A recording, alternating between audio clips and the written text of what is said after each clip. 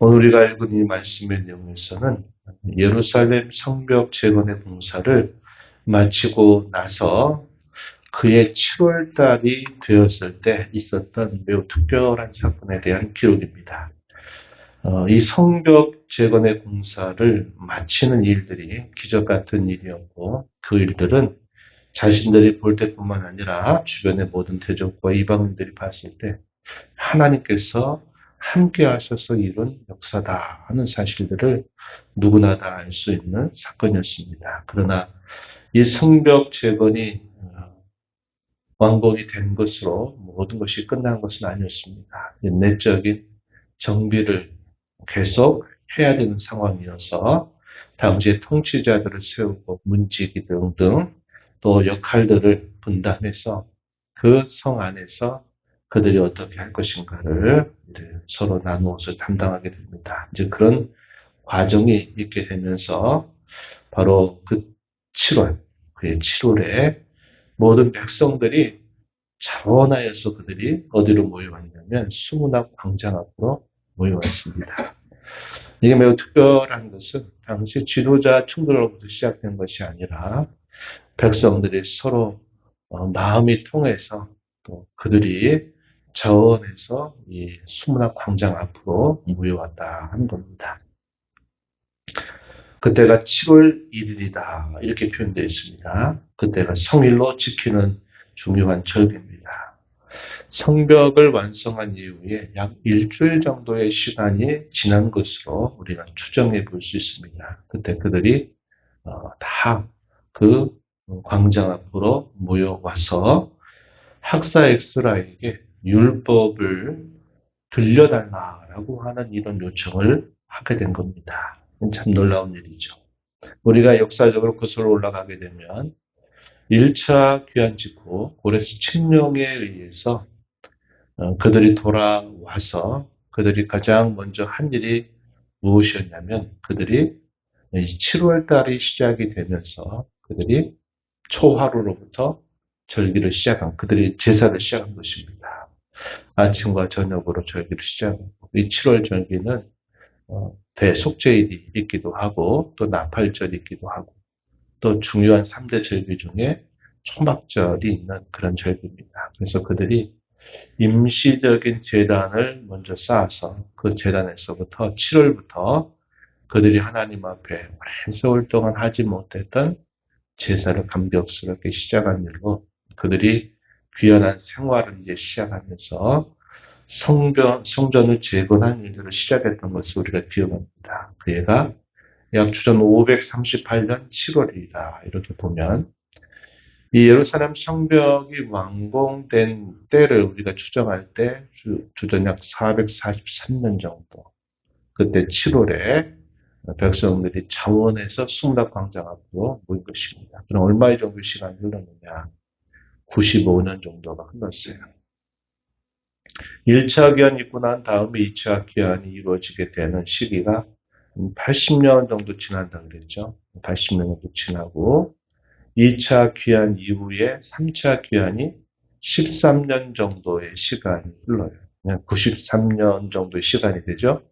그리고 그들이 성벽을 재건한 일들을 해서 완공하는 그 일들까지 하면 그런 정도 되니까 한 95년 정도 전에 첫 번째 귀환자들이 7월 그들이 7월 달을 맞이해서 제사를 다시 시작하고 초막절기를 지켰던 그 모습을 우리가 다시 마치 재현하듯 그런 모습이 벌어지게 되는 겁니다. 그래서 학사 에스라가 어떻게 하느냐.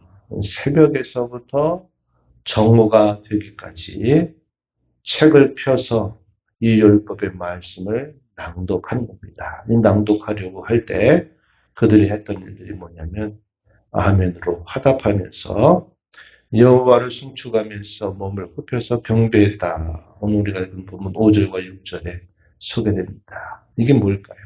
아멘으로 화답하죠. 또 그들이 여호와를 찬송하고 몸을 숙여서 몸을 굽혀서 경배하는 일을 한다 하는 것은 그들이 하나님의 이 말씀에 대해서 갖는 그들의 남다른 기대 그 말씀에 대한 사모함을 표현하고 있는 그들의 모습이다. 이렇게 볼 수 있겠습니다. 한참 훗날 신약 시대로 가게 되면은 고넬료라고 하는 이 이방인 백부장이 하나님을 경외했는데 하나님께서 이 고넬료에게 베드로라고 하는 사람을 청하라 이렇게 명령을 내리게 되면서 이 고넬료가 자기 부하를 베드로가 있는 곳으로 보내게 되고 또 그 전날 밤 베드로에게는 특별한 그런 환상을 하나님이 보여주시면서 그게 무슨 뜻인가 의아해하고 있던 차에 이 고넬료가 보냈던 그 부하를 만나게 되면서 이 베드로가 고넬료 가정으로 가게 됩니다. 그리고 이 고넬료는 이 베드로라고 하는 사람이 자기 집에 올 일들을 기대하면서 자기 모든 가족들뿐만 아니라 친족들까지 자기 집으로 다 초대했어요. 베드로가 도착했습니다. 뭐라고 말합니까? 사도행전 10장 33절에 우리가 다 하나님께서 당신을 통해서 하신 말씀을 들으려고 다 이곳에 와 있습니다. 우리에게 말씀해달라. 우리가 듣겠다라고 말하는 그런 모습, 마치 그런 모습을 우리에게 떠올리게 하는 그런 광경입니다. 고넬료는 그의 가족과 친족들을 자기 집으로 초대한 일이었지만 이 성벽 재건을 마무리하고 이스라엘 온 백성들이 자원해서 함께 이 광장에 모여서 그런 일을 지금 시작하고 있다 하는 것입니다. 참 놀라운 일이 아닐 수 없어요. 이때 에스라는 나무로 만든 강단 위에 섭니다. 그리고 이 에스라의 좌우편에는 그와 함께 그를 돕도우려고 선 사람들이 무려 13명이 소개가 됩니다. 오늘 우리가 읽은 말씀 7절에 보면요. 우편에는 마띠냐, 스마, 아나야, 우리야, hil기야, 마아세야 6명, 좌편에는 부다야, 미사일, 말기야, 하숨, 하스바다나, 스가랴, 무슬람 해서 7명이 소개되죠. 6명, 7명 이렇게 소개가 되고요. 그리고 율법을 가르쳐서 깨우치는 사람들, 레위인들이 또 갖는 그런 또 하나의 임무죠. 특별히 제사장들은 성결, 부정 이런 것들에 대한 그런 규례를 밝혀주는 것뿐만 아니라 제사를 돕는 일들을 하죠. 그리고 일반 백성들에게는 율법을 깨우치는 그들의 주요한 임무가 있습니다. 그래서 이 율법을 깨우치려고 이 레위 사람들이 일어났는데 13명이 소개가 됩니다. 예수와 바니, 세레비아, 야민, 악굽, 사부대, 어디야, 마아세야, 그리다, 아사냐, 요사밧, 하나, 블라야. 그래서 13명.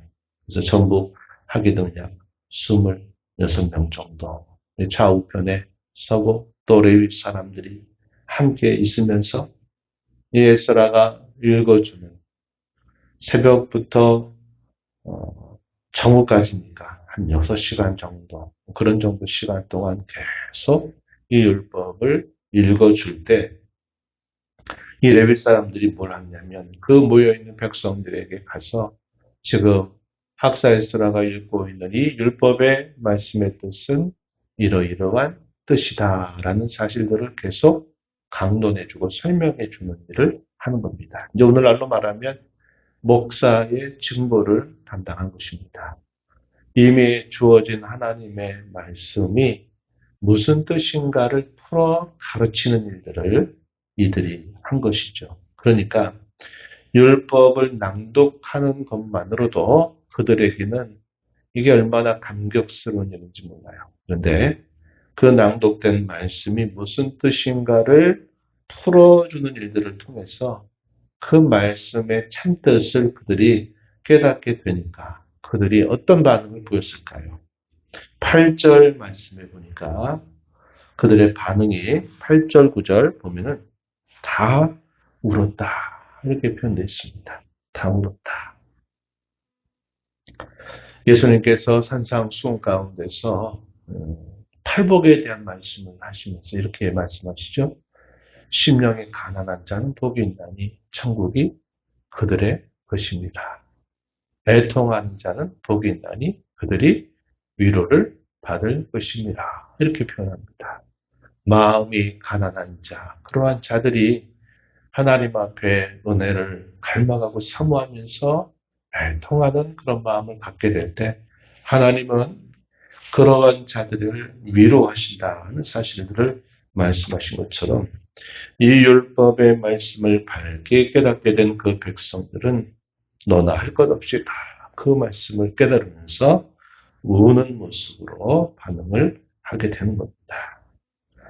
이곳에서 훌쩍 저곳에서 훌쩍 일어나면서 백성들이 그 말씀을 듣고 다 울고 있는 그런 광경을 지켜보면서 당시에 지도자들이 어떻게 하느냐, 느헤미야를 비롯해서 이 말씀을 가르치는 레위 사람들이 그들에게 말하기를 그들을 위로하고 진정시키는 일들을 하는 겁니다. 9절 하반절 말씀에 보면은 이렇게 표현해요. 오늘이 여호와의 생일이다. 여호와의 생일이니 슬퍼하지 말고 울지 말아라. 이렇게 말합니다.